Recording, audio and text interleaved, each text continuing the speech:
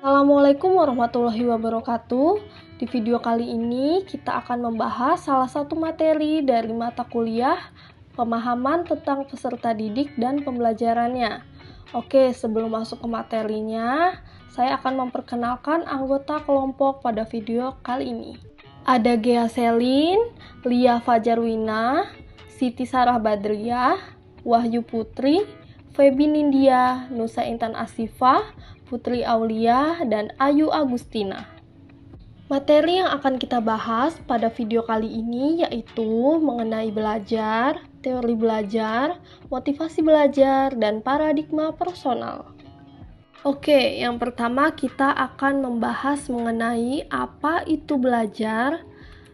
Belajar merupakan suatu proses usaha yang dilakukan oleh seseorang untuk memperoleh suatu perubahan tingkah laku yang baru secara keseluruhan. Selanjutnya ada teori belajar.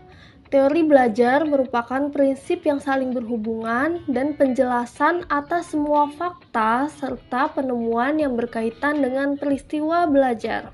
Terdapat macam-macam teori belajar. Yang pertama, teori belajar behavioristik menekankan terhadap perubahan perilaku peserta didik yang berfokus pada perilaku nyata dan tidak terkait dengan hubungan kesadaran konstruksi mental. Kedua, teori belajar kognitif menjelaskan belajar dengan memfokuskan pada perubahan proses mental dan struktur yang terjadi sebagai hasil dari upaya untuk memahami dunia. Yang ketiga, teori belajar konstruktivisme merupakan teori belajar tentang bagaimana pelajar membangun pengetahuan dari pengalaman yang unik untuk setiap individu.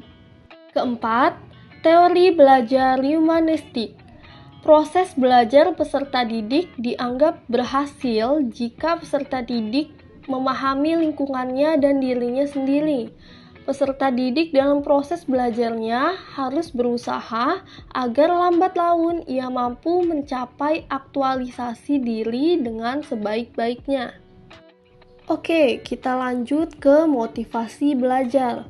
Menurut Syarifan, motivasi dalam psikologi mempunyai arti rangsangan, dorongan, atau pembangkit tenaga bagi terjadinya suatu tingkah laku. Komponen dalam motivasi ada 4. Yang pertama, kebutuhan. Yang kedua, tujuan. Ketiga, emotional interest. Keempat, keterampilan regulasi diri. Terdapat macam-macam kebutuhan. Ada kebutuhan fisiologis, kebutuhan perasaan aman, kebutuhan sosial, kebutuhan harga diri, dan kebutuhan aktualisasi diri. Tujuan itu untuk menentukan seberapa aktif individu akan bertingkah laku. Sedangkan emotional interest, suatu kemampuan untuk memotivasi diri sendiri dan bertahan menghadapi frustasi, mengendalikan dorongan hati, dan tidak melebih-lebihkan kesenangan, mengatur suasana hati, berempati, dan doa.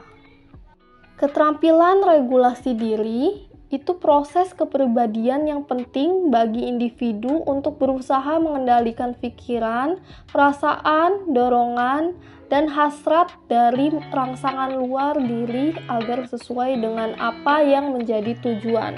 Materi selanjutnya yaitu paradigma personal. Mindset adalah inti dari self-learning atau pembelajaran diri. Mindset terbagi menjadi growth mindset dan fixed mindset. Growth mindset, kualitas-kualitas dasar seseorang adalah hal-hal yang dapat diolah melalui upaya-upaya tertentu. Sedangkan fixed mindset didasarkan pada kepercayaan bahwa kualitas-kualitas seseorang sudah ditetapkan. Jika seseorang memiliki sejumlah inteligensi tertentu, kepribadian tertentu, dan karakter moral tertentu.